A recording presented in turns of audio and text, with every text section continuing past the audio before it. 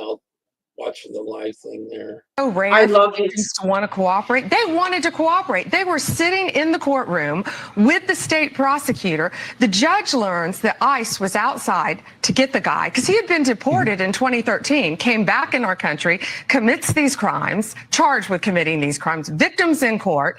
Judge finds out. She goes out in the hallway, screams at the immigration officers. She's furious, visibly shaken, upset, sends them off to talk to the chief judge. She comes back in the courtroom. You're not going to believe this. Takes the defendant and the defense attorney back in her chambers, takes them out of private exit and tells them to leave.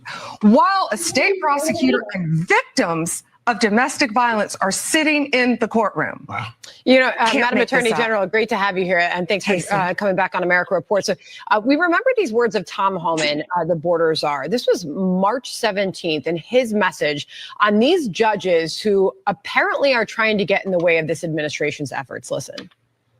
I'm proud to be a part of this administration. We're not stopping. I don't care what the judges think. I don't care what the left thinks. We're coming. So when you see these judges trying to obstruct your efforts to make this country safer, what is your message to them? We are going to prosecute you, and we are prosecuting you. I found out about this the day it happened. We could not believe, actually, that a judge really did that. We looked into the facts in great depth. That's her picture up on the screen, Hannah Dugan, who is now in custody. You cannot obstruct a criminal case, and really, shame on her. It was a domestic violence case of all cases, and she's protecting a criminal defendant over victims of crime. In fact, she just had an initial appearance in court. There's also this other case coming out of New Mexico. Judge Joel Cano and his wife were arrested for harboring a TDA member at their home. The alleged TDA member had been picked up by law enforcement, and now he and his wife were picked up and arrested. And you say that you believe, as the Attorney General, that the person that they were having living at their home was a truly potentially bad individual. Yeah, that's the judge up on the screen now who got arrested. Yeah, his name is Ortega. He was is a known TDA member, So he comes through Eagle Pass, December 2023. He's living in our country. January 2025, ICE, they get a tip. Tom Homan's done a great job. Our FBI did a great job on this case too. They get a tip that he is living with a judge and the judge's wife. So they have him arrested first on immigration charges. A Judge Damian Martinez releases him saying that Judge Cano has a good BS meter and wouldn't let just anyone live on his property.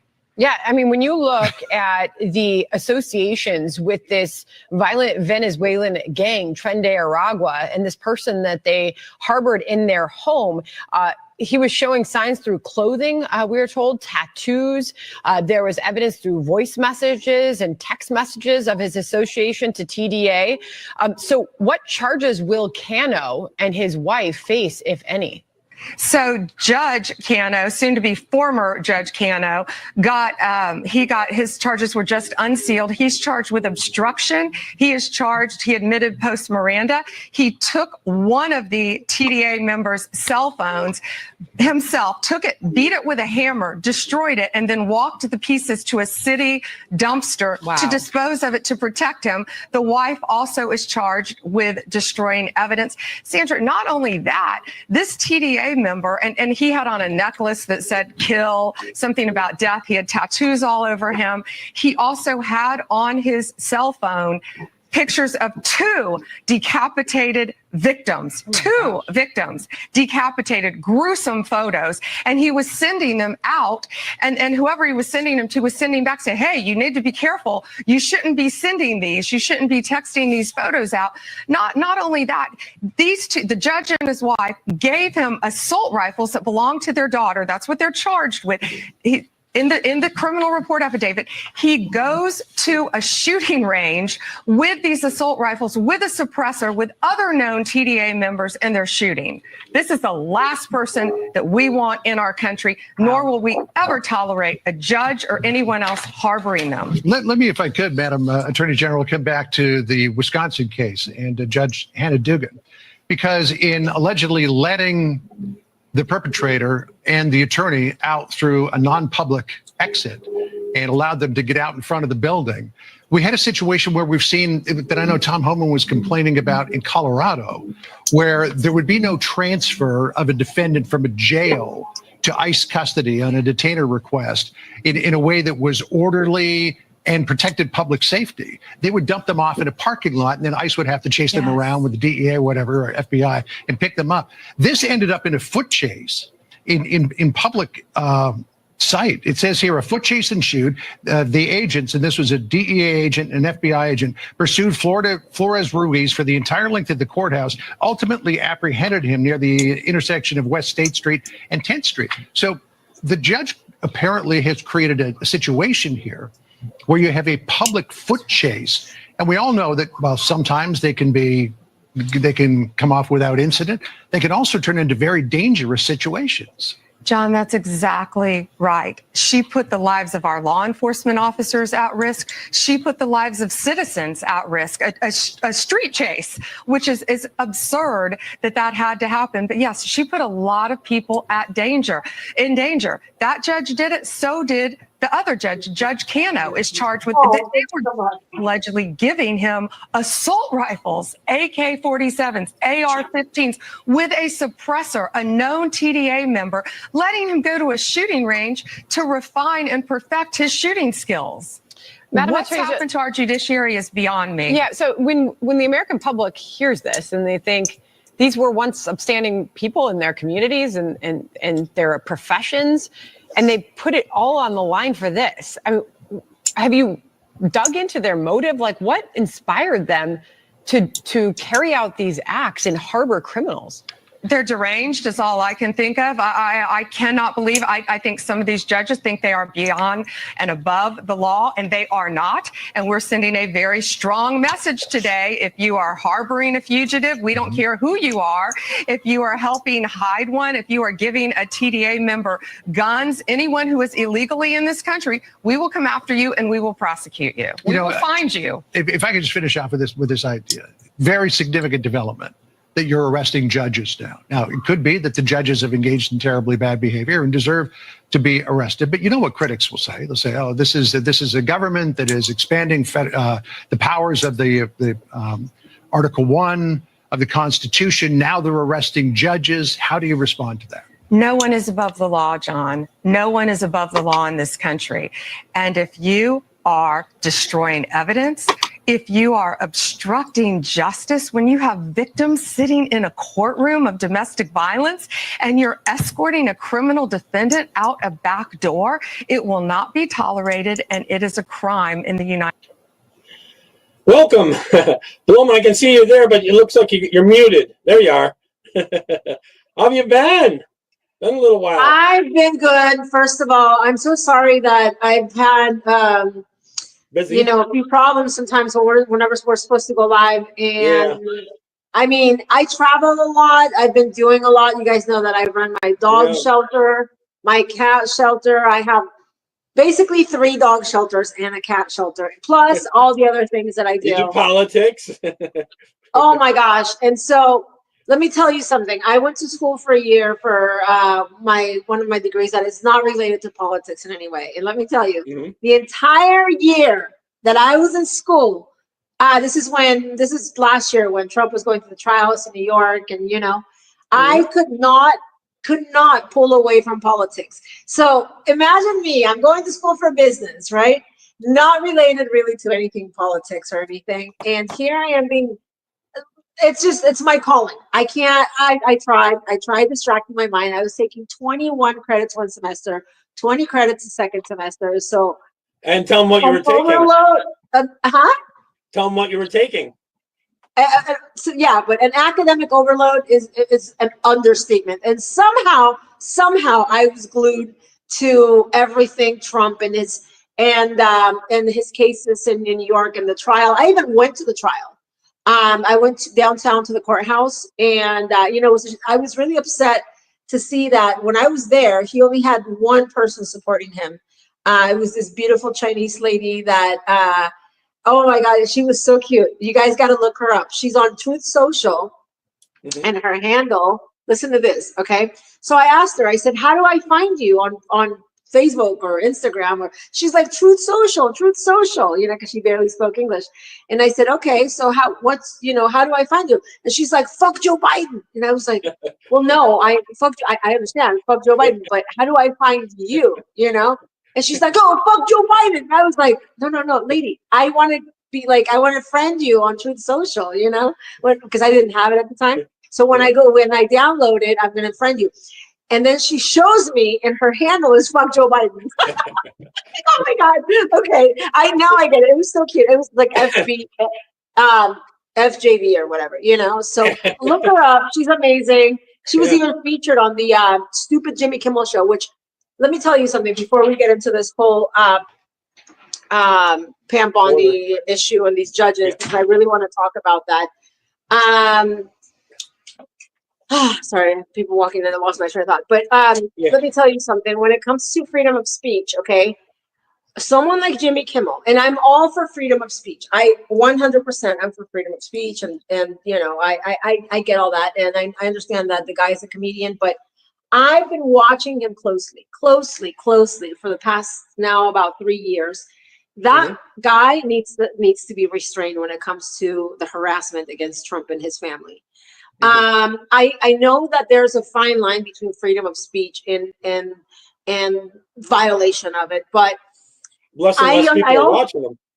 And I also understand from the law point of view what harassment means, and what he's doing is not even comedy anymore. Especially, you know, he's really kind of toned it down in the recent months after President Trump was elected again. But during the trials and stuff, he was just, you know, excuse my language, he's just an asshole, you know? And I think anybody will agree with me, because his comedy, his you know, his plots just go way past beyond what's really funny at times. It's just straight up harassment, I think. And so I think the DOJ should really look into that, you know, only because they got a lot on their table. I know it's petty, but it's not, though. It's not. I mean, think about how much damage. There's a lot going on with these judges and that. Well, let's talk about the judging. So okay. I was appalled yesterday watching Pam Bondi and what was going on with these judges in New Mexico, right? And I mean, I don't know if they're all three of them are in New Mexico. I know the husband and the wife are in New Mexico. And as Pam Bondi says, I can't reason in my mind. I can't reason why judges who have come so far, who have such a, I mean, I can understand them ruling in a certain way or being biased or being leftist or. Well, some of them have illegals working for them. Yeah, well, yeah, but so, I mean, harboring an illegal criminal, not just an illegal, because I agree with the administration.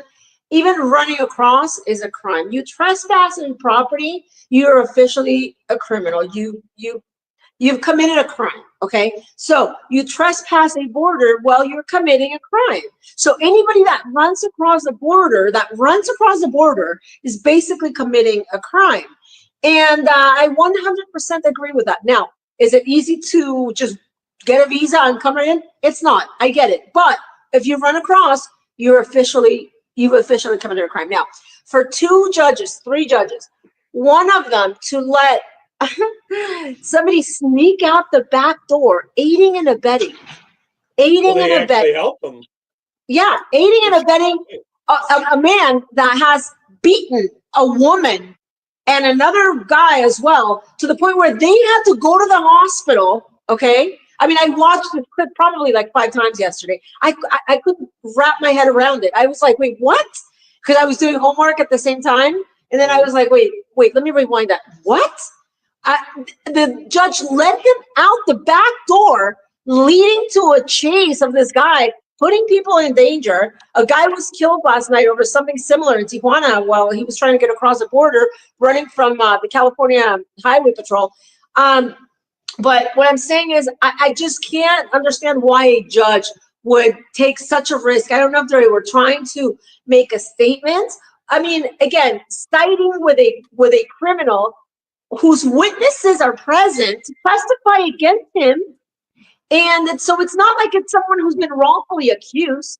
It's not like it's someone who's an innocent person being abused by the system. No, it's someone who has already been basically pointed out, basically already charged with the witnesses present to testify against him, who has been deported and came back into America in 2013, and now he's committing more crimes. So why a judge?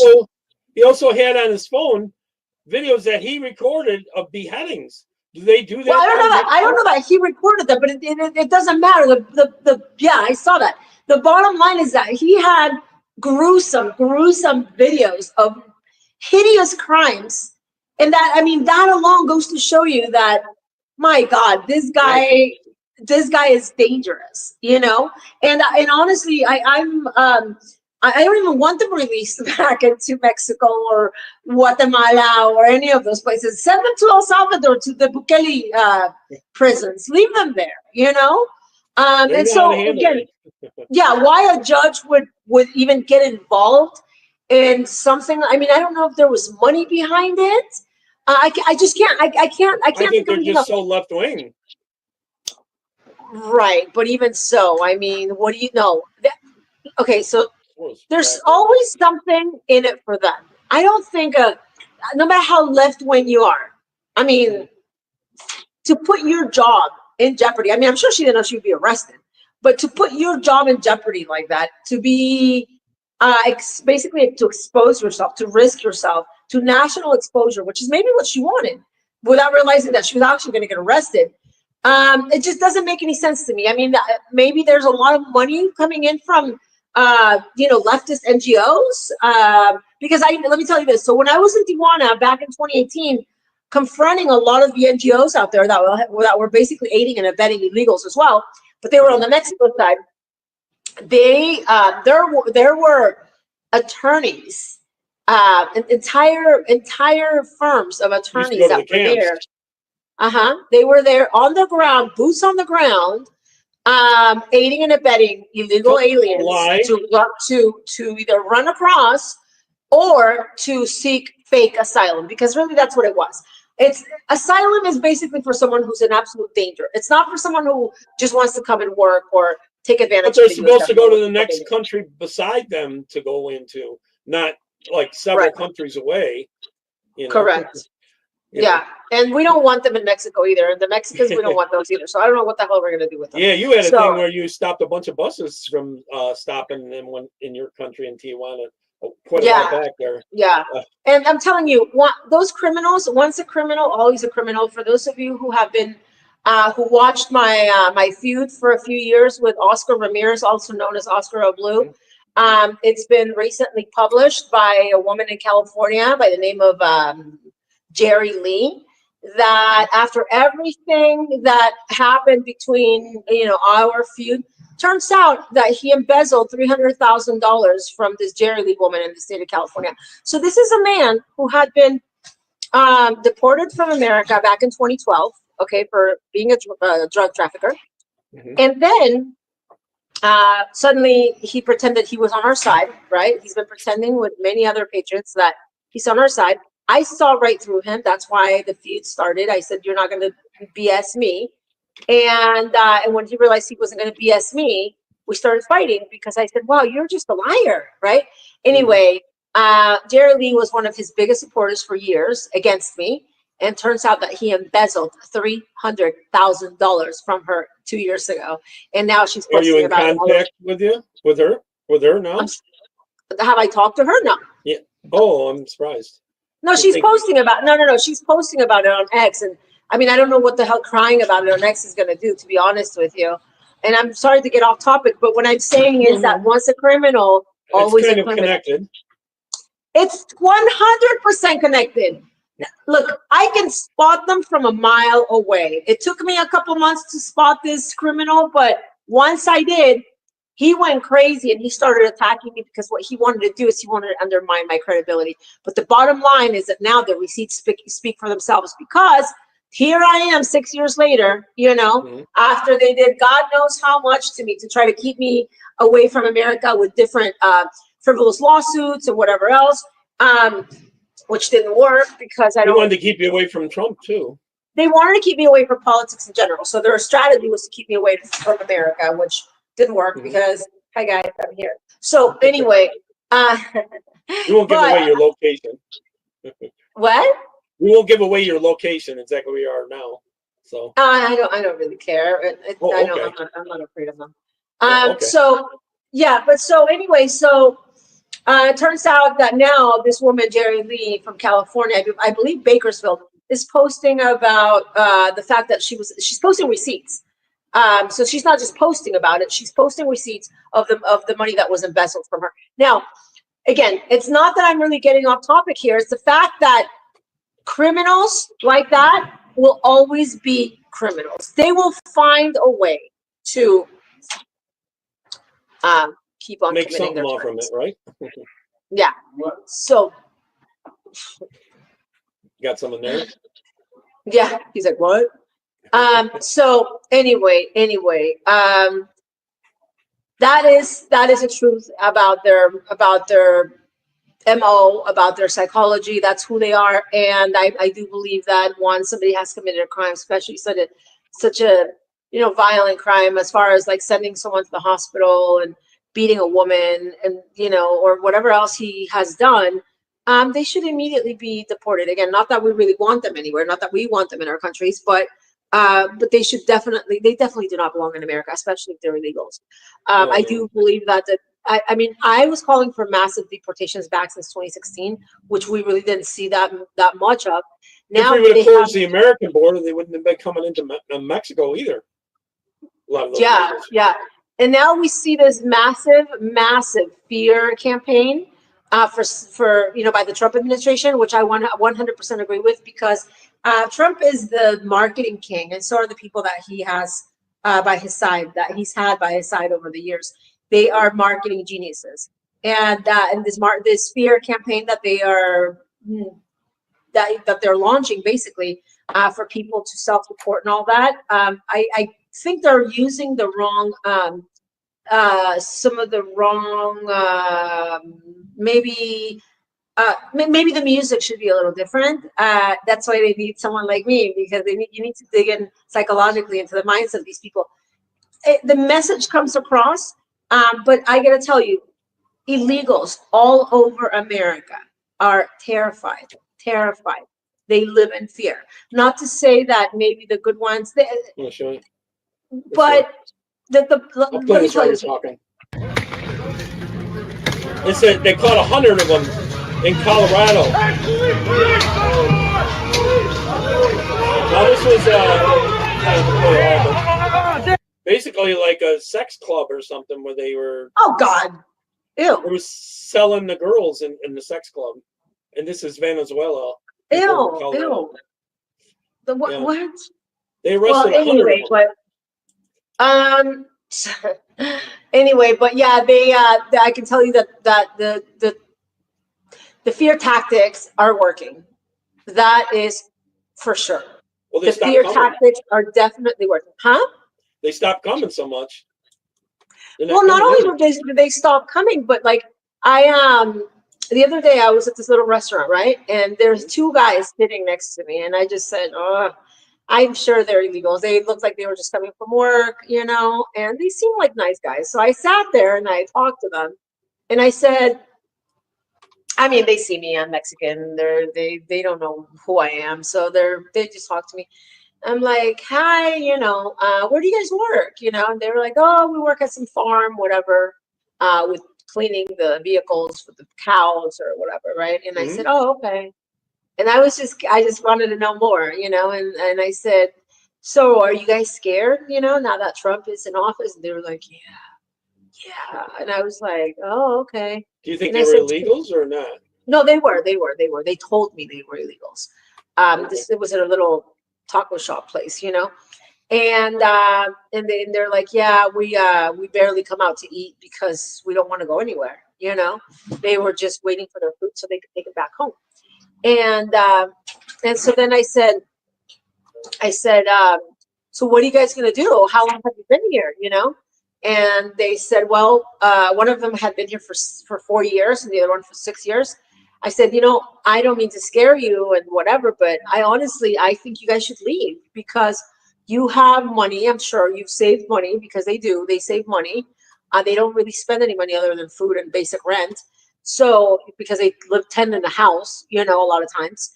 And so I said, why don't you? I said, look, I'm in Tijuana, right? So here's me trying to talk them into leaving, you know. I said, there's thousands of people like you that are getting their cars, getting their money, their furniture, whatever they've acquired over the years, and they're going across and they're going home. You know, I said, because think about this. If you don't leave, say you were to get arrested, you're going to lose whatever savings you're not going to you be able to come back. Yeah, not only that, but you're going to lose whatever savings you have. And what if you get put in the wrong place and they think you're a criminal and you're going to end up in freaking with a shaved head in El Salvador or something, you know? And one of them, he looked like he was about to cry. I'll just tell you that much. I felt bad because they didn't look like criminals in any way, but they looked like I don't cars. think I to come in. But no, but listen to this though. Listen to this, okay? This is what I told them. I said, look, I'm Mexican, okay? And I can tell you that no one is at fault for what's going on, but our people. Because for the last 3 decades, all people from other countries, such as my country and other countries, all we've been doing is taking advantage of not we, because I don't have any children. So, yeah. But listen, I mean, look, this is what I could have done long ago, since I have such a, strong connection with Mexico. I could have told you guys this before. I could have 5, 6, 7 children at this point. Okay. Mm-hmm. I could have popped one out every year and all that, right? And live off, not just live off welfare, but live in Mexico off welfare. Do you know how rich, what a life I could have in Mexico if I had, just say five little ones? I didn't know that Mexico paid welfare. Do they? No. I'm talking about American welfare while living in Mexico. Do you know how many? That. Oh, for hell yeah. They lie about it. They claim that they're in California, but they live in Mexico. They pay $500, $600 a rent a month. Yeah. And so they are basically rich in Mexico. Like in Mexico, if you make over $4,000 or $5,000 a month, you are basically rich, And did you see that there was millions getting Social Security before they're even born? They're already getting Social Security in their birthday and haven't even. Or 150 years old. Did you see that? There's also some that haven't been born yet. Their birthdays are post-dated, like they're supposed to be born in 2030. It's ridiculous. Social Security. We know it's money laundering, and I think I've told you guys about this before. I'm not sure if I have, but I think I did at some point, where I was telling you that back in 2014, not long before, but before Trump came down that escalator, and this is one of the things back then that I was just like, what? How is this all going to end? So let me tell you what happened. We were at a nightclub in Tijuana, Mexico, right, in 2014, and there was this drunk Mexican-American woman screaming of just running her mouth, saying that she was a social worker in the state of California, and that she was helping La Raza, which is basically a term that we use for Mexicans or for Hispanics, right? Mm-hmm. To rape the American government through fraud. And I mean, this woman, this woman was, she had these like $2,000 shoes on. So she was probably getting a cut herself. Who the hell knows what she was doing? But she was like, because basically what she was bragging about is the fact that she had so much money, right? And she was showing us her shoes. She's like, yeah, my shoes are $2,500. And I'm like, okay. Wow. And she said that she was wanting to pay for everybody's drinks. She was drunk. She was trying to find a man or whatever, And she's like, I got money and I got you. I got everybody. I'll pay for her. And I was like, okay. And then I was like, what? And she's like, well, that's I work for the state of, huh? That's our tax dollars. Yeah. That's why we're bankrupt. I work for the state of California, and I help La Raza, and we nos chingamos al gobierno. We screw over the government. And I was like, oh my God. Again, this is in 2014. Okay.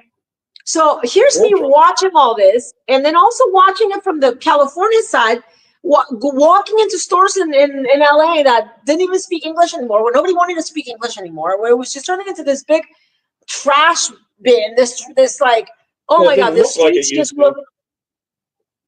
And I said, this is horrible. Wait, like, before we know it, California is going to be completely invaded, because now they figured out that each children That's that right. they have Yeah. it means profit for them. It's a business to have children. So anyway, fast forward to 2015. When I saw that, guys, I had never in my life been involved in politics. Now, I'm going to tell you something. Somebody said that I was registered as a Democrat. Well, it must have been freaking fraudulent, because I had never registered. I had never voted. You can see my voting record. I had never voted. They were probably going to vote for you. They do that all the time now out there. Yeah, They have people voting. yeah, some of these stalkers claim that I was registered. They didn't claim that I voted, because I didn't, I was not involved. I did not. Politics to me was like speaking Chinese. I had no idea what the hell it meant. But trust me, when Trump came down that escalator, not only me, but millions and millions of people just like me said, wait, we're going to pay attention. Why? Because we love this man. This man is going to change the world. And he has. And that's why I'm Paloma for Trump, proudly. But anyway, so long story short, fast forward to 2015, when I saw him come down that escalator, I was like, oh my God, no way. He was saying the right things at the time too. I had already met him. I had met him in 2007. I was a huge fan of his and Tony Robbins and T. Harv Eker. And for those of you who know who that is, and I drove from Tijuana to LA 7 hours at the time, because there was a lot of construction and stuff. And I drove just so I could see them in person. And so I had already met him. To me, he was this, this celebrity, basically, And so when he came down that escalator, I was like, here, I was so desperate. What do I do? How do I get involved? Because I am going to back up this man like I've never done anything in my life. It was mostly because of my love for America. I saw the truth. I not only that I see the truth, but I was so against what was going on, personally against it, not just because of the movement or whatever. I felt so distraught to see how America was being destructed, basically, destroyed. Well, then you started connecting with some people in California, the MAGA movement, and you went to some events too, right? Oh my gosh, yeah. Anything I you could were with Joy Villa there, Joy. Anything I could do when it all started in 2015. So let me tell you, one day, one of the first rallies he ever had in Vegas, right? I was in San Diego, I had just crossed the border, and somebody said, I forget how I found out about a rally that he was having that afternoon in Vegas at the end of the strip at Paradise something hotel or something, or I forget, but it was huge, really, wasn't it? No, it was really small. No, it was one of the first ones. It was probably about 3,000 people, no more than 3,000 people. Oh. And it was the one where he said that he wanted to punch the guy in the face. Okay. But that's how he started, because he's a marketing. Not only is he very real, but he's, like I said, he's a marketing genius. So he knew by doing stuff like that, he was going to get a lot of attention, and he did. So I was there at that rally live when that guy was escorted out. I have a lot of pictures from that rally. I remember meeting this Polish guy as well, that he was so excited. We automatically connected and everything. We're still friends on Facebook. And so anyway, I jumped on the Trump train immediately. After he came down the escalator, I didn't even really understand how I was going to go about it, because I had no experience with politics. I had no experience with media. I had no experience with anything regarding public relations of any kind like that. And that quickly, and that changed. It really changed. I had to become experienced really quick, because I had the media coming at me like you wouldn't believe. Everywhere I went, I would get interviewed. I would get asked why it was that I was supporting him. why Weren't it you was. on the Ingram angle, I think? Yeah, that was a couple of years later, but in the very beginning, I was still doing a lot of interviews, a lot of traveling. I was traveling all over New York, Texas. I went to inauguration. I did this this national interview with Telemundo, Telemundo on right after inauguration, January 20th. How'd they treat you? No, the guy was really nice because at this point he had just been sworn in. So there was no going back, and they knew he would be president for the next 4 years. So I have the interview. I'll share it with you guys. It's somewhere there. You could look it up. It's on YouTube. Is it in Spanish though, or English? Yeah. Only They an asked me Orbeez why. would understand it. But Yeah, it's still cool to watch. And so they were really interested to find out why it was that I was so supportive of him. And I mean, it wasn't just of Trump, but of the whole ideology, because I 100% agree that America would have gotten majorly destroyed if somebody like him didn't You're bring heading in the wrong attention. direction, that's for sure. No, yeah, and bring It would have attention been worse to the with Kerry. problem. Yeah, bring attention to the problem in the way that he did, in such an aggressive, raw, honest, real way, where we were just like, yeah, oh my gosh. Because maybe if we would have done it in a more politically correct way, even if he said the same thing, we would have been like, oh yeah, another freaking politician and just running his mouth, But no, he was real. We related with him. We could, I mean, I'm talking about like he's dead or something, but we related with him. If Mexicans call you racist. In the beginning, yeah, I mean, some did, but I think we also knew that we were right, because it's not about racism. It's about respect. It's about common sense. Really, it comes down to. I mean, in Mexico, you go break into somebody's house, they're going to kill you. It's not like, so why would you be? So a lot of them try to make excuses like, oh, the U.S. stole the land from Mexico, and it's like, no, don't give me that BS. Don't even try that with me, because we have the same land in Tijuana and we're not doing anything with it. So if America, if the United States didn't have California and Texas and Colorado and even parts of Wyoming, and it would probably still look like Tijuana. Maybe just the weather a little different, but we would just have more areas with more cartels. Okay, so, and that's another thing. Trump right now is really, really, really combating the cartels. You guys have to know that. Yeah, that was one of the topics I had listed. It's coming down, and it's coming down hard. I can tell you that from first-hand experience, being there with helicopters flying over me. They're not American helicopters. It's not American U.S. It's not U.S. forces. It's not American authorities. It's Mexican authorities. But basically what's happening is that, I think, in my opinion, President Trump is putting a lot of pressure on our president, Claudia Sheinbaum. And because the thing is that previous presidents have tried in the past, it hasn't really worked out well for them, because there's been hundreds of thousands of murders and and deaths and everything else, which made our streets extremely dangerous.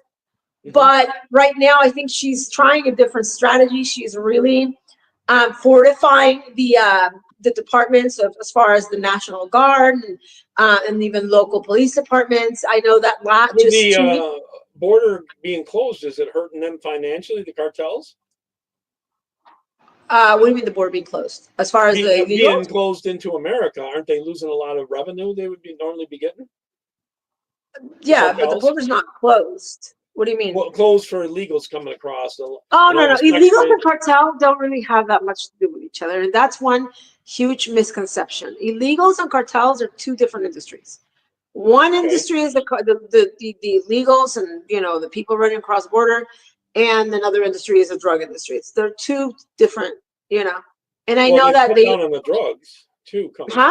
They've cut down on the drugs coming through, and I know it's not shut off, but illegals don't transport drugs. I mean, maybe they'll give them something once in a while, but the big traffic cargoes are not really. No, I've seen where they got a tractor trailer that was like half of it was fake, and they had drugs in it. They just recently caught that, and some other stuff like that. Well, apparently they were for years, and we didn't know about this. I just found out about 2 weeks ago. They had been bringing in fentanyl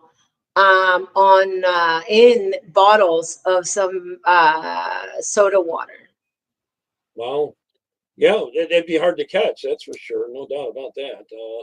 Because it would look A company called Topo Chico, apparently. So apparently they claim that they have nothing to do with it, that these bottles were bought from them and repackaged somewhere else. I'm not really sure what happened, but that's something that I just found out about 2 weeks ago. I also found out 2 weeks ago that the Mexican government, local Mexican government in Tijuana, has reinforced the local police with, I believe, 300 new cars, which for Tijuana, that's a lot. I know that they are majorly cracking down on the main cartel leaders like they never have before. And the reason why I know is because they're in every corner, basically. Some of the top cartel leaders are being arrested and stuff like that. So whatever deal President Trump and Sheinbaum have going on, President Sheinbaum in Mexico, is working, basically. I know they're sharing intelligence back and forth now, and they got someone in the FBI now that's helping them. Yeah, I mean, I agree. I think they are definitely working together. It's not just at a presidential level agreement, but as far as operations and intelligence, I do think that there's a lot of collaboration, which technically a lot of Mexicans are calling legal, because it is technically, we're not, as a country, because we're a sovereign nation, just like America is, we're not really supposed to let any American authorities whatsoever, whether it be military, local police, feds, they're not supposed to come in at all and perform any type of operation. But 2 or 3 weeks ago, there was a huge,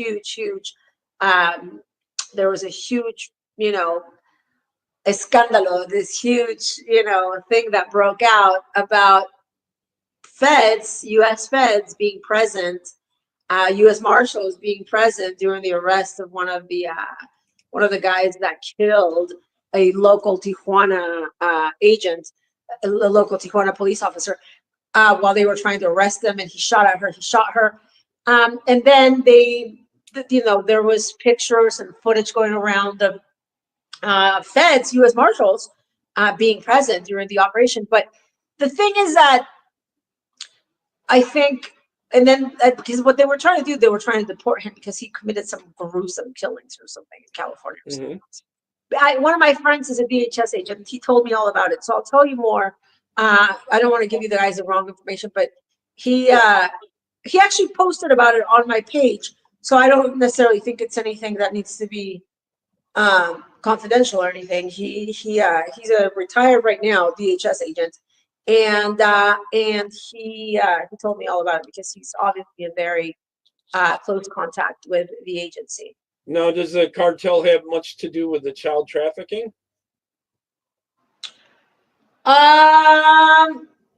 Probably. I mean, once it comes to all that, then there's more involvement, because what happens is that you have your operations. I mean, there's cartel at different levels. You have your cartel at a local street level, and then you have the higher ones. And I mean, possibly, because when it comes to these big child trafficking rings, it could possibly be related, but I don't really have enough information to where I could tell you, the cartel is definitely involved in the child trafficking. Well, I don't know for sure. Was just on with me, and he was kind of undercover to help catch a lot of them, and it connected to Mexico and Turkey that they were coming in from, and they were getting them down into Mexico from Turkey, then into the United States. It was all child trafficking, and they Trump's people caught a bunch of them, a whole bunch of them, thousands, and they got got a lot of the kids out of it and getting them back. They drugged those kids up real bad. It's terrible. to get them across the border, Wow. especially. They make them all docile. I mean, from everything we've seen, especially with the movie that we saw a couple of years ago by The Sound of Freedom. The Sound of Freedom by, that Mexican actor. He's an actor and a producer of the movie. I mean, it's horrendous what's going on, and how children get kidnapped and, smuggled that way. And not only that, but to find out that there are so many of them. It's not like, a few of them every year. No. There are like hundreds or thousands of them. And as a parent, I mean, I'm not, like I said, I've never had any children, but I can't even imagine living in a country like kind of what we saw in The Sound of Freedom, where you trust your children to someone perhaps looking for, maybe some sort of opportunity in life for your children, and before you know it, those children are gone. And I just, oh my God, I can't even imagine. I don't know what I would do, If you had a kid and you lost them and all that kind of stuff to go through. like I've lost my dogs and I go crazy, Oh, did you? Did you find them? So let me tell you a little story. It was last December. There was a stray dog with her puppies, right? And apparently they claimed she was causing problems. The problem was that she was going through the trash because she was starving. She had 4 puppies and she was basically starving. And I said, well, she was huge. She is huge because now she's with me. I said, I am going to take her, but I don't have anywhere to put her. So for right now, I'm going to leave a house here. Dog house, got this beautiful dog house for the night. And next day I was going to figure it out. So a local woman down the street, who's the one that claimed her business was being bothered by this horrible stray dog and her puppies, right? She said, no, you got to take her now, or I'm going to make sure she's gone by morning. I said, I'm not going to take her now. I don't have anywhere to take her, but just leave her alone and I'll be back in the morning, as soon as I can. And I am going to take her because, it's too much out here for her. And yeah, I mean, maybe she is going through the trash. I mean, this lady owned a restaurant. Of course she's going to be going through the trash. The dog is starving, right? Anyway, so I drop off the house, and I don't know why. I was laying in bed. I had this bad feeling. I get up around 1 or 2 in the morning. I drive over there. Keep in mind, this is very, very unsafe to do. The dog, the puppies, and the house are gone. Okay, gone. Someone stole the dog house? They stole everything. The dogs, the puppies, the house. This is in Tijuana, then. Yeah. Okay. I flipped out. Forget about the house, but here's the thing. This is what I pictured in my mind. They had done with it, with the dog and with the mom and the puppies. I said, these losers thought it would be okay to put it in a truck somewhere or something, drive her 10, 20 miles, leave the doghouse there, leave her on the side of the road, because that's what they do. Throw her away, as they say out there. But now with the doghouse, they feel sort of justified, right? Oh my God. So she had a number on outside of her business. She had a phone number, Oh, okay. And I have a very I don't Be able know. to track her? No. I have a very, very distinctive way of approaching people when I'm really upset. Now, I'll just put it to you that way. Okay. And I said, you bring that dog back. I don't care about the house. You can do whatever the hell you want with the house. I want this dog back. I was just, oh my gosh. I was just broken to think that the dog was going to end up on the side of the road, hit by a car with her puppies, because they normally drop them off in these very, very dangerous highways. And because this dumb psychopath couldn't leave her alone for a few hours, Yeah. I sent her a couple of messages and by morning she had brought her back. But I don't know exactly what she did with the doghouse, because she got so defensive that she said she was going to call the cops. I was like, you know what? You can do whatever the hell you want. I don't really care. But the dog is back. I remember driving there at 6 in the morning, and her truck was already down the street, and the dog was there with her puppies. I grabbed the dog. I stuffed her in my car, grabbed the puppy, stuffed them in the car, even though I didn't really have that much room. And I said, we're getting out of here. We never found the doghouse. We went at it back and forth for about 3 days. She tried threatening me. And then I said, I'm probably not someone you should threaten, because you're threatening me with these guys, but I know these guys. And so you know, I don't know. I don't know that you want to get. So then she sends me a message. She's like, no, I think it's over. I said, yeah, you're right. I think it's over. And yeah, that's right. I think it's over, because then she don't want her business to be affected. She didn't want to be known as the woman that stole the dog with the puppies. It was just whatever.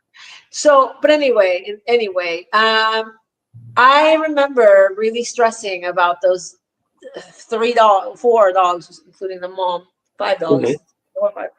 And I can't even imagine being a parent and not knowing what. Well, if you're a little kid, well. John said something about he follows some Mexican pages, and I guess both sides of the border, they're working together to get rid of a lot of the crime on the borders. Have you found it? No, I 100% agree. Like, I've never seen Tijuana with as much police and National Guard presence as I've seen over the last 3 months. That doesn't date back to the last 3 months, but it does date back to the last month, because I just got here. I've only been here for a couple of weeks. And I can tell you that in the last 4 weeks, at least, the police presence in Tijuana has been like something we've never seen before. Helicopters, checkpoints. Has there been arrests? You're seeing some arrests down in Mexico then. Yeah, they've been arresting people all over Tijuana. They've been setting up checkpoints everywhere. They've been raiding some of the cartel operation houses, the cartel houses. They're arresting people on the street. It's getting a little out of hand for regular people, because what happens is there's a lot of corruption. So what happens is that a lot of the same police that are supposed to be working and looking for the cartel, they end up harassing just normal, regular citizens and basically extorting them a lot of times, which is very common to do for bribes. It's been going on for quite a while for that type of thing, right? Yeah. So we've had a lot of cases like that where the police are getting exposed for extorting people, for asking for bribes from people. But at the end of the day, I think we do understand that what they're really trying to do is crack down on some of the, some of the top agents, leaders of these cartels, because hopefully they can catch the corrupt cops too eventually. Hopefully. Yeah, and a lot of them are being exposed. Like last week, one of them got exposed because he asked for money, and apparently the people didn't have money on them. So he's like, "Oh, well, I'll take a transfer," because everything in Mexico is deal with transfers recently. In the last 5-6 years, we do you know how here everybody uses PayPal and stuff like that. You're cutting out. Are you still there? We use bank transfers. Cut out a little bit. Everybody has. So everybody has bank Western transfers. Union or something? No. So we have our apps on our phones, right? For whatever bank we may have. I don't really bank that much in Mexico, but I have this account with $10, $20 or whatever, Yeah. So I have BBVA, right? Which is Bancomer, it's called. It's a Spanish Mexican bank, whatever. And so say I were to use it a lot. So what I would do is anyone on the street that I talk to that want to pay something to, I go into my BBVA account, right? and I asked them for their debit card number. I put in the debit card number, their name. No matter what bank it is, you can transfer from one bank to the next. All right, so it's a bank transfer right from your phone. Is that safe though? Can that be hacked? Bank from bank to bank using your debit card account. So everybody has a debit card account. Mm-hmm. And Yeah, I was just wondering about you someone just put in the hacking debit that. card number. It's Yeah, I like worry to a about debit getting card. hacked. Yeah. Someone asked what your thoughts are on Newsom running for president, and then Harris running for governor in California. Well, right now, Newsom, I don't know if you guys saw this, but he's bragging about about California's economy being at its highest. That Really? Joke. Now he's not so much against transing. anything he's done over the last. Now he's Yeah. Now he's against I trans. mean, with everything we saw with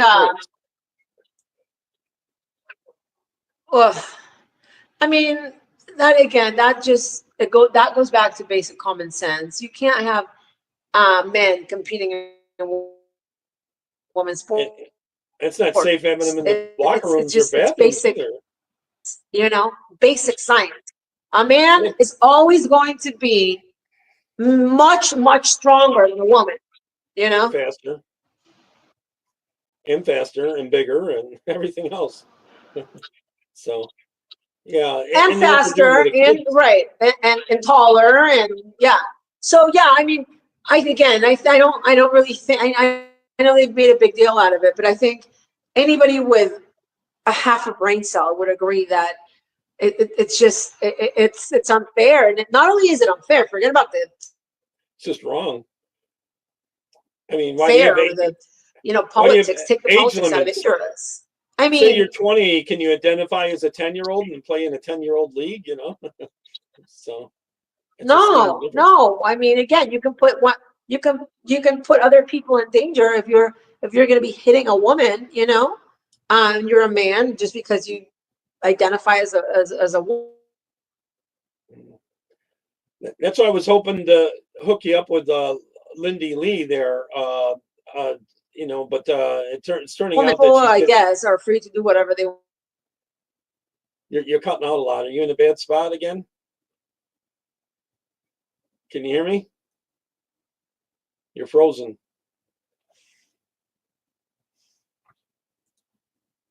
Did I lose you? Yeah, maybe I'll bring that video up a while you're frozen, and let me see if I can find it here.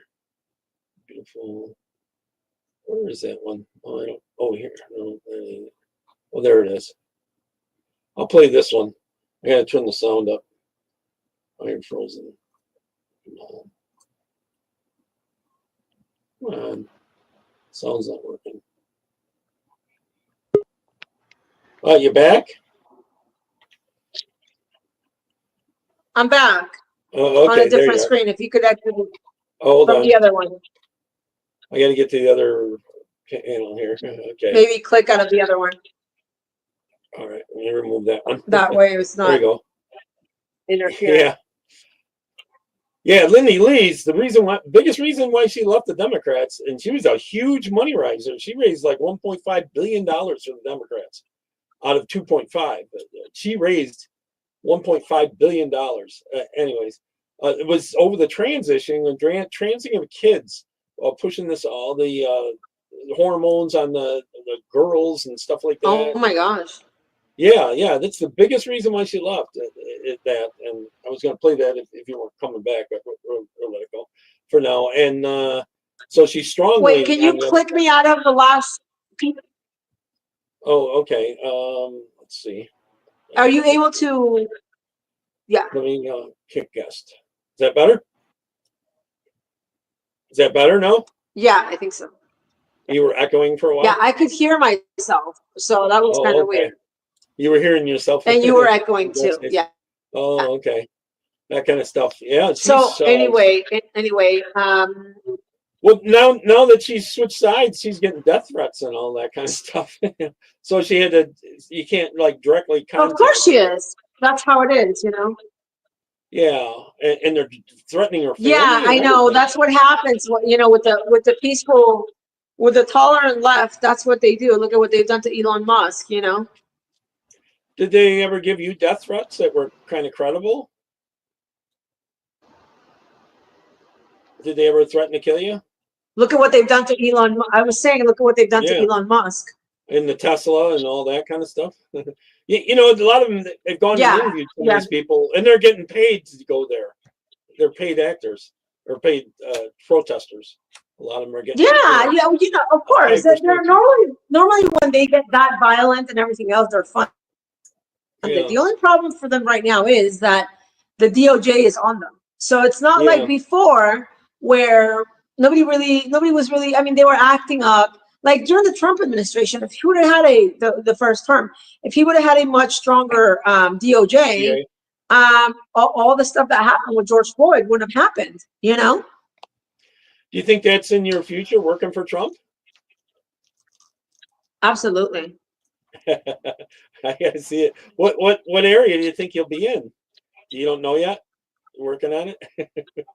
So I mean, I've been asked the same question before, and I can't go into detail right now as far as what I've done recently, but I have been asked, and one of the areas where I would really be interested in getting involved would be with the vice president. I have my reasons for that. Also with their with the White House communications, I think it's so important the way they put out the messages that they're trying to convey to the American people, because I think, and this goes back to what I was saying in the very beginning of the show about Jimmy Kimmel and how they twist everything. And so whether a lot of times they well, you do. a lot of times, you know, and I really worked a lot over the recent years. I think you've noticed that, you've seen that in really improving my communication skills. Why? Because a lot of times there's so much we want to say, and we could be 100% correct about what we want to say, but if we can't say it in the right way, it basically just completely distracts from the validity of the message, if that makes any sense. So I think effective if they can find anything to twist, they want to use exactly. And that's another thing too. When you ask me where I could see myself working for the administration, you know, definitely something related to media relations, because you've seen me do interviews, you've seen me do debates, you've seen me handle the media. And again, I mean, look at what we have now as far as the White House spokesperson. We have, please remind me of her name right now. So with an L, Lindsay or something like that. She's so, Caroline. She's Caroline. so effective. She's so effective. She's so, hold on one second. Got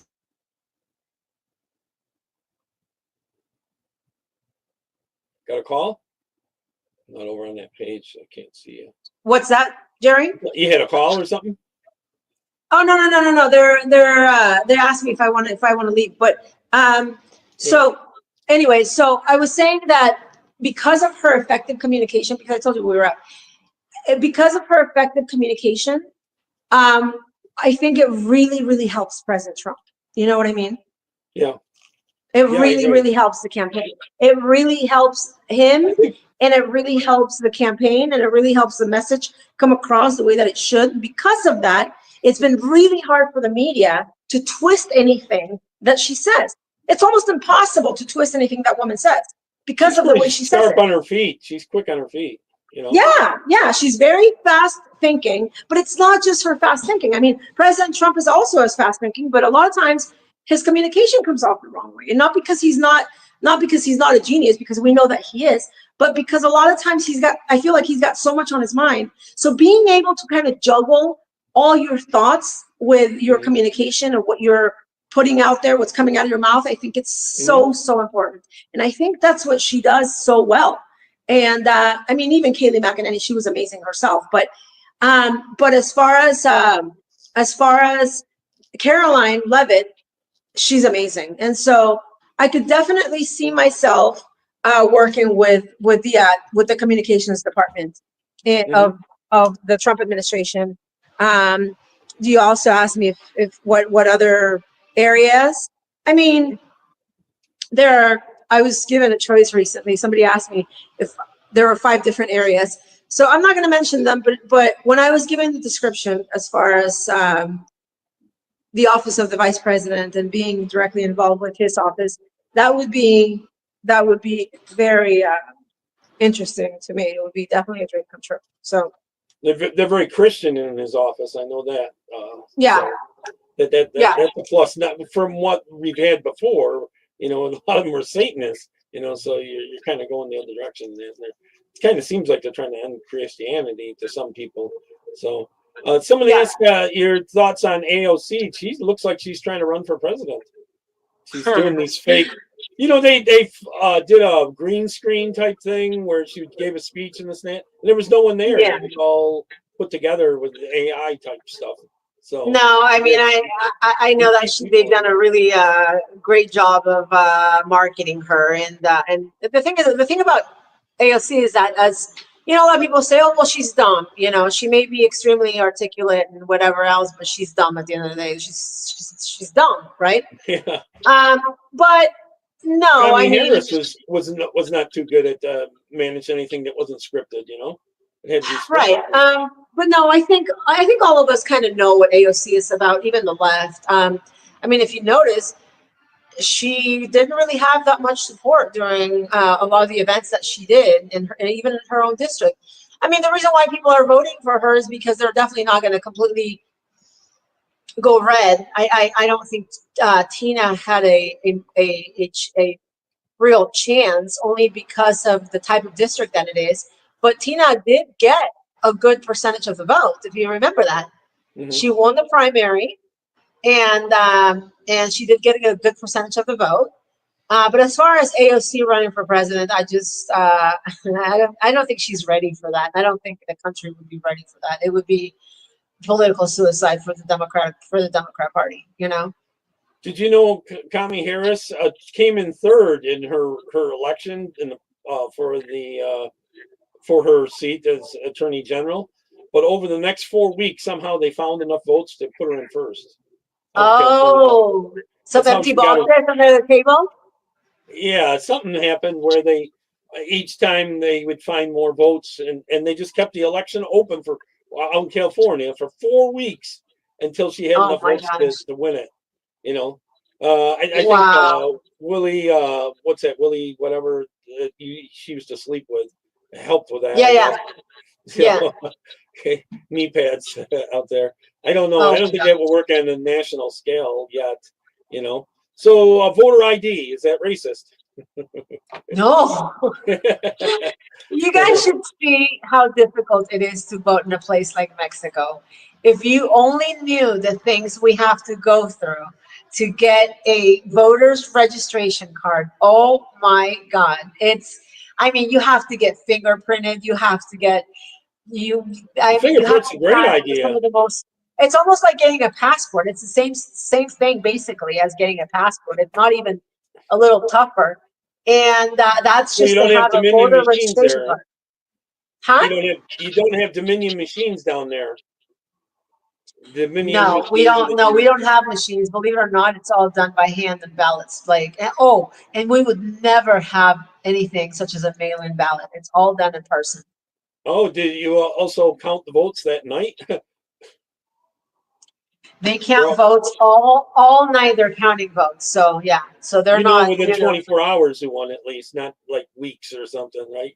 Yeah. These elections. It takes them about 24 hours. You have I don't know, maybe 15, 20 people per voting booth. And we have thousands of voting booths. And so within hours, they've got them all counted. They've got them totaled. They're entering them into the system, and they've got witnesses, and they got cameras, and they got more witnesses, and they've got, what do you call them? Notaries. And I mean, believe me, it's hard to cheat. That's why we've had a party recently. The same party went twice over the last now 8 years because over the last 6 years because it's hard to cheat. Mm. How long ago did that change in Mexico? They used to cheat bad back there. No, So it changed. It completely changed in 2018 because the president that was elected in 2018, he claims, and I believe he did, he had won twice. 2 prior races he had won. But because of the cheating, they never allowed him to. He even called, but I think it was in 2012, he even named himself the president because he had, he said that he had rightfully won. And I do believe that. He had 1 million people march to support him, I mean, just something outrageous, like something we'd never seen before. But they still took it from him. So finally in 2018, it was kind of hard because of so much social media and so much technology that had just kind of come about. People knew it was a cheat, huh? Huh? People knew it was a cheat the second time, huh? Third time. But not only that, but it was really difficult because here's the thing. In 2012, not everyone in Mexico had a phone. In 2018, everyone in Mexico had a phone, even if it's a cheap phone, even if it's one of those, Alejandra phones that, little tiny phones or something, But everyone had a phone. So it became a lot more challenging for any type of voter fraud, basically, People are asking where to find you. You're more than just on Facebook, aren't you? I am right now on Twitter. X. I'm on Instagram as Paloma for Trump. The same way that it's spelled here, just all together. And I am basically, let's see, Instagram. Truth Social, Instagram. I'm there not much though. So. Yeah, I haven't really done much recently. I haven't really posted anything. I opened the account and I've been so busy with school. I'm working on a new degree that I will be done with by the end of the year. Once I have it, I will announce. It's pretty, oh my God. Announce what it is exactly. It's beyond challenging. I'll just tell you that much. It's a field that I never in my life thought I. Calculus. That's hard to take. I know. It's a field that I didn't think I would get into. I didn't think I would. It's just kind of like politics. I didn't think I would get into it. And look at me now. And I've been invited to the White House by the president. For those that haven't seen this before, she helped me tremendously before and after my stroke about health issues and eating right and that kind of stuff. Although I still can't get rid of the weight. I can't get rid of that totally, but I'm better, but I'm not. Well, that's something that I've always been involved in as far as health and nutrition. That's nothing new. I started studying health and nutrition while I was actually still in high school, and just as a side, something for me to do because those out there, she prevented me from having to have a triple heart bypass. So I got to tell you, I've pulled people out of the hospital when they're given some people 3 days to live. Some people, they claim that they're done and they're not going to fight anymore. And within 24 hours, they leave the hospital saying, wow, like, what did you do? Or somebody saying that the doctor saying that the patient had a miraculous recovery. It's not really that it's miraculous, it's science. So I've been studying it since I was 16 years old as far as alternative medicine. And I think if you really understand what happens in the body and how all of our organs and how everything kind of relates to each other, I think that it's not that it's miraculous. It's just like a machine. It works a certain way and you just have to fix it kind of thing, but you got to know how to fix it. And that takes years to learn. And so it's hard. And I've been really Well, there's a lot of food that we eat here in America that's not good for you. Yeah. A lot of processed food. So, but I was very glad, let me tell you this, I was very glad to hear what happened to you and how you went from being scheduled basically for a surgery, a heart surgery that you have never had. Yeah. And that And that 20% just flow up to 53% flow now. and then basically all done with alternative medicine and modification of your diet, basically. But so I'm very, very much into that. I'm very concerned about what's happening in our world as far as the chemicals they are putting into our foods, into the air, into the waters, into everything that we breathe, these walls, Kennedy's the starting to do carpets that some we stuff step about on. it. He's starting to do stuff about it, but it's such a big project. It's a big project. It's not going to be something easy because there's so much money at stake that as much, I mean, the corruption when it comes to the medical industry, big pharma, it runs deep. Even It's food. not, I mean, millions of people make millions from it. So it's not like it's something that we're just going to say, oh, we're going to start being healthy and we're going to make America healthy again overnight. It's not going to happen that way. It's something that really has to be sort of, it has to be sort of fractured and then built from the ground again, just like a lot of the systems when it comes to the criminal justice system. That too. Right. There's a lot. I mean, turn that around. The criminal injustice system. You know, it really is. And then, you know, what they've done as far as the criminal justice system and how it's become a multi-billion-dollar industry and destroying lives just so that they can make money from it. Is really something that you only see in America. You see it a lot with the drug users. Those people don't have a chance a lot of times to recover, and it's not by choice. And a lot of people think it is. It's not. Once you're kind of hooked, kind of. So what happens? Let me tell you this, and then the reason why I'm telling you this is because I recently interviewed. I don't know if you guys saw it on my pages. I recently interviewed a woman who was in and out of prison for 6 years, mostly in. More than out, right? And she's a wonderful, wonderful lady. She's now 30 something, I believe, close to 40, and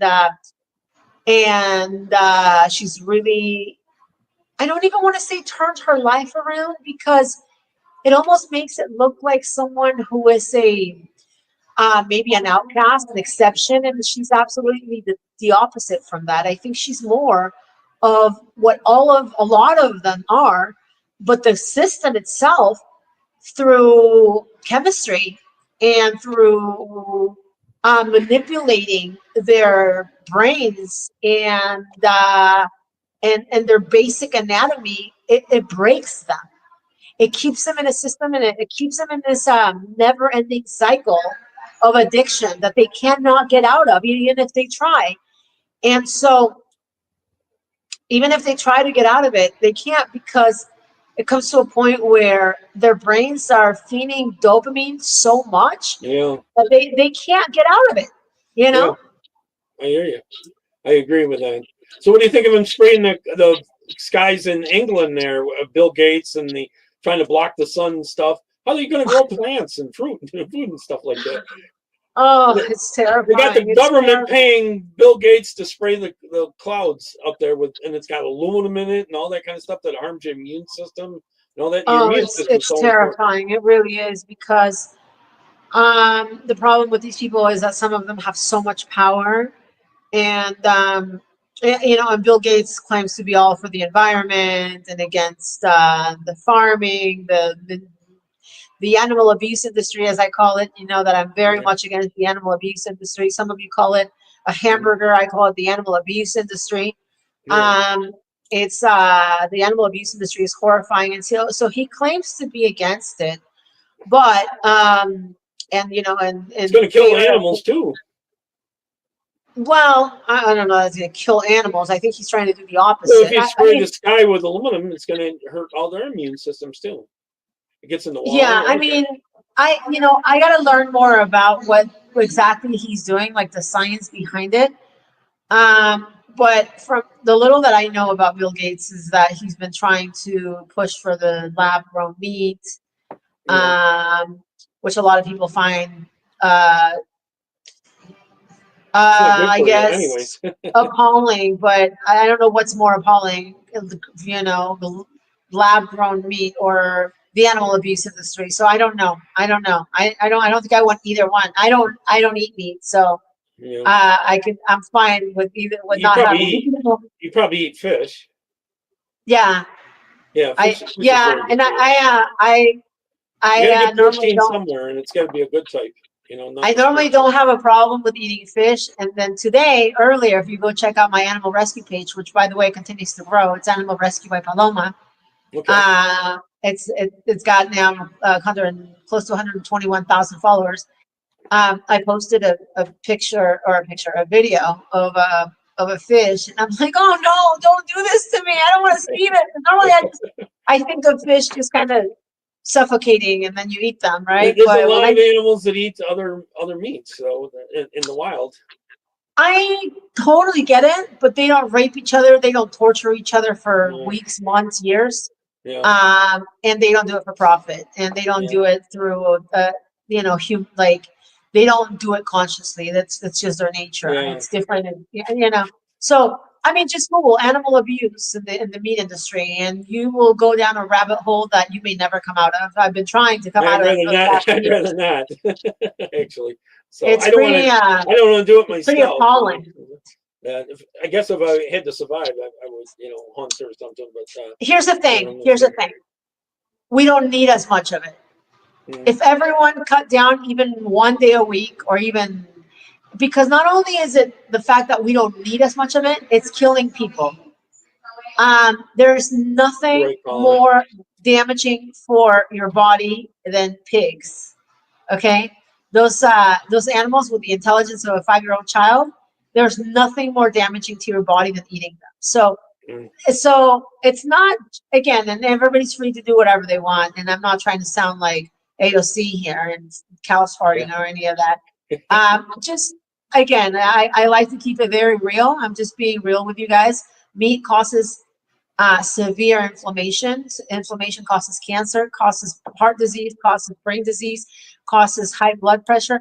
So I'm not saying stop having it altogether, but definitely do your research and perhaps cut back some. a lot of them claim it's what they're feeding cattle too instead of grass fed. A lot of them are claiming that they're not grass fed instead of a lot of the grains and crap they're putting in them that are GMO. Some people are claiming that. That's definitely not helpful. Someone said about Bill Gates and Boris Johnson pushing the vaccine in the UK. They're still pushing it, I guess. And well, I mean, I do believe there's some sort of, vaccines in general are sort of genetically modifying, but well, I guess there are a lot of them petroleum based, and that's not good for your system. Well, I mean, even mercury, for years they've been. This is not just with the COVID vaccine, but in general, vaccines have mercury in them, and mercury it's almost impossible for your body to get rid of, for your liver to process. Yeah, and so that could cause all kinds of disturbances in your metabolism, in the basic operation of your body. So I'm very much against vaccines. I would especially when I've never taken a flu shot. I would have never gotten the COVID vaccine. I would go and live in the freaking forest before I. So you never did get the jab, huh? Neither did I, and I never got sick from it. Are you kidding me? Hell no. The only thing that got me was Antifa pounding my chest in with PVC pipe. But I would never take the COVID vaccine. No way. Oh, good. No way. Good job. So you probably never caught the China virus at all, or if you did, you. Oh, I had it. I had it 3 times. Yeah. Oh, did you? That's unusual. Yeah. So I had it in 2020 when it first started. I had it at the end. I had it. I hope you didn't end up taking remdesivir, because it's turning out that was Fauci's way to kill people. The remdesivir. Oh yeah, because it shuts down your kidneys. Yes. So it was just the entire protocol, the entire COVID protocol that hospitals were implementing. That all of it together is why I think we saw so many deaths. That's what especially in America. The ones that died were the ones on the remdesivir. Think about this. This was a lot of what they were doing. Wasn't they were letting Kristen W. that was a friend of yours? And They were letting them starve. They wouldn't feed them. They were dehydrating them. They were pumping them with remdesivir.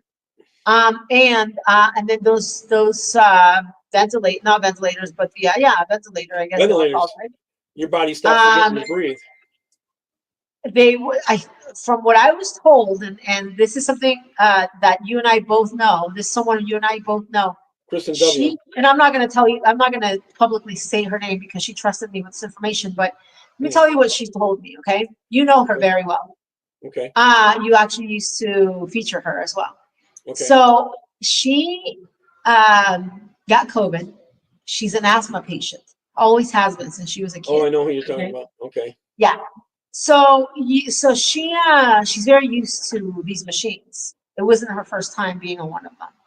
She said that the day she walked into that hospital and was diagnosed with COVID, and they put her on one of these machines, the machine was doing the opposite of what it had done her whole life. She yanked it off her face, got dressed, and they gave her morphine. They tried to knock her out with morphine. That's what they did. But she was able to get out of that place, call a Lyft to come and get her and take her home, and she survived. I think if she would have stayed in there, she would have died. Same thing with Kristen W. She was a very healthy eating person the whole time. Then she got caught in the hospital. Yeah, but the problem is you get caught in those hospitals and you didn't come out. Yeah. Why? I mean, it got to a point where it was lethal to go to a hospital. If you think about it. I was reading something. So, do you guys have heard my, my story as far as Kristen W. and what she went through? And it wasn't just me; it was me and her, one of her other best friends. I mean, we tried getting her out of that hospital, and mainly her friend, who I eventually became really good friends with. She tried getting her out of the hospital, and believe me, it was. You found out about it just a little too late. She hadn't died yet, but she was about to, and they wouldn't let people to go in to see her. They wouldn't let people to go in there and try to get her out. I talked to her on January 1st, and she died on January 5th, I believe. No, January 6th. They wouldn't let people in there. They would not let people in there. They would not let her talk to anyone. When you first talked to her, she was okay, right? She was sick, but not dying. No, the nurse that she had next to her took her phone from her as she was talking to me and giving me her location. I mean, it was just horrible, Oh, so you never even got the location originally that way? No, I got it after. I got it about 2 days later. It was definitely. I mean, it was so shocking to me. I remember thinking, "Oh, Kirsten is so strong; she'll be fine," Yeah, she was a healthy eater like yourself, right? Oh yeah. The thing about Kirsten, though, is that she already had an infection before she left Florida because of a medical procedure, apparently. Yeah, and so on her back or something. So her immune system was already weakened. She was already weakened. And so when she flew into California, it just all kind of caught up with her, Yeah, but she was mistreated there. They could have saved her, I thought, in my opinion. Yeah, especially California, because I happen to think that if she would have seen a doctor, gotten on antibiotics before she left California, before she left Florida, she would have been in much better shape. I mean, she didn't drink, so it's not like she really had any reason not to take antibiotics, because we were getting ready to go to the New Year's Eve party at her friend's. She had a designer, fashion designer, very famous friend. And so I ended up going because she said, "Just go. I'm not going to be able to go." I talked to her on the phone on the 31st. She said, "Just go. I won't be there because I'm in the hospital, but just go." And I'm surprised she didn't tell you which hospital at the time. They wouldn't let her tell me. Oh. They wouldn't let her tell me. Jeez. And when I tried calling her, they turned her phone off. I mean, at this point, they were just letting people die. They were just killing them, I think, because They made more money. remember, they If they were could getting get that incentives. remdesivir into you, it like tripled their money or something. Remember, they were getting incentives to everyone that died that was worth, I think, $85,000 or $89,000. Remember? Each one. Yeah. So that's what drove up the numbers. I think they were intentionally driving up the numbers too to make it so they could keep the lockdown in and all that kind of stuff and keep pushing the jab and all that kind of stuff. I'm glad I didn't get the jab because a lot of people keep getting immune problems since then and blood clotting problems. And my brother got the Johnson & Johnson on one jab, but he's gone in 6 times for taking clot or blockages in his legs out of both legs since he had it. The rest of the family doesn't have that. It's ridiculous. And he was the only one that got the China virus out of the family. Him and Cindy, she got one of the jabs too, and she got the China virus right after she got the jab. So I don't know. You must have been around some people that had it real bad for you to catch it because you're pretty healthy. I traveled. I traveled to the border. Remember, I traveled to the Mexican Guatemala border, and that's where I got it the first time. You were going into those camps where it wasn't very sanitary. So I'm thinking I got it either on the plane or at the airport. And then the second time I got it, I can't remember where I got it. Let me think. Oh, the second time. Ivermectin works for future reference against it. It does work. Some people are better in a day and a half afterwards. I can't remember where I got it the second time and how it all unfolded, but that was the second time. And then the third time I got it because my neighbor in Mexico City, she worked at the bank. And there's so many people coming in at the bank. So she got it. I went over to her house. I didn't know she had it. And then she calls me like at 6 o'clock and she says, I feel really sick. She goes, I feel like my head is going to explode. And I was like, what's wrong? She's like, I don't know. I need to go to the hospital. She goes, I literally feel like my head is going to explode. And I was like, okay. Oh my gosh. By that night, I felt like my head was going to explode. Like literally, I got it right away too. So I don't know if she got it right away from her. Huh? Yeah. We didn't see each other for like 3 weeks. And so her sister-in-law was making both of us food. And so we're all neighbors, but I live on the left. One of them lives upstairs in the next house over. The other one lives downstairs in the next house over. I live by myself. I have my own house. And so I was kind of secluded in my house with my dogs. And they were just giving me food through the window, Wow. So you do all the normal stuff to eating high vitamin C and that kind of stuff. You get a lot of vitamin D, which them spraying the skies is going to get rid of us having vitamin D. That helps your immune system and stuff like that. Yeah. So you'd think you'd recover really quick from it, didn't you? That time I didn't. The first 2 times I did, but the third time I didn't, only because. Oh, that's unusual. Seems like you'd be. No, I'll tell you why it was. Because since I was home and I was bored, and I was by myself, I would go out to the yard and get wet. Oh, okay. So you should never, ever, ever touch water at least for the first 5 days if you get it. Really? Yeah. That's because it cools off your body so much that it's sort of like a cold? Probably. I'm not really sure what exactly it is, but I highly recommend if anybody ever gets it, do not even touch water for the first 5 days. Like use wipes to wipe your body down or whatever it is, but don't touch water itself. Keep yourself warm. Keep yourself warm. Someone said you should run for politics in Mexico. I can't because then I would lose my U.S. citizenship. Oh, really? Yeah. No, if you run you can't be involved. You can have dual citizenship as long as you're not involved in government. So you'll lose your Mexican citizenship if you get elected? My U.S. No, I know. If you get elected in America, will you lose your Mexican citizenship? No. It only works the other way around. Okay. Yeah. Oh, okay. Well, that's cool. Yeah. So I think you'd be good and this and that. So I've kept you on a long time. And your battery's probably getting low, and you got people probably waiting for you and all that kind of stuff. Anything? I appreciate it, guys. And again, I apologize for I think it was last week. I 2 did days not ago. schedule it.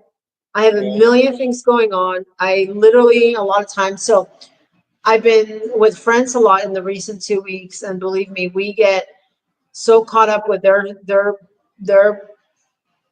everything, their lives, their work, my life, my work, my school. I mean, it's just it's a lot. And so it's a lot of times, unless I schedule things, put them actually on my Google Calendar, I literally will forget. So I am You're a little getting hard to that. contact a little. You don't see your messages for a while. You'll see them. It just takes you a while to see them sometimes too, a little bit. Yeah, Well, I've you been probably get so shutting. many. I use a lot of different apps, so I've been kind of shutting down some of the notifications for some of them, Yeah, and just kind of. because But the phone blows up. I can't do that. So That's okay. Hopefully, the people asking if you're coming back, especially if you're going to announce or running or anything or what you're doing. You say you got some yeah, things I in the think I'll works. have a lot of announcements in the coming year. Okay, well that'd be cool. So One way or the other. However, I mean, I'm not really sure in what capacity or how it will happen, but I'm sure I'll have a lot of announcements regarding my political involvement and my political career. It's I could, something that I'm extremely passionate about, and that I by now realize that I really can't get away from. You know. I'm definitely coming down to visit you if you end up working in the White House. I'm coming down to visit you for sure. It's not that far. Actually, you're not. I don't want to say where you are, but you're not really that far from me now. Actually, so you muted your mic accidentally. Yeah. Okay. Well, it was really, really great being with all of you again, and yeah, maybe we'll schedule something for the next couple of weeks. Okay, that'd be cool. In about 2 weeks, maybe we'll schedule something else. Okay, maybe if anything big pops up in the news with this Mexico thing, he's really cracking down. What's that? Good. The whole Mexico thing, and then they're really cracking down on that, regardless of what the judges are doing. So, hang on a little bit right after. I want to show you something that I want Okay. to show you on there and that. All right. Take care, So, everybody. Thank you bye-bye. for watching. Bye bye. Hold on.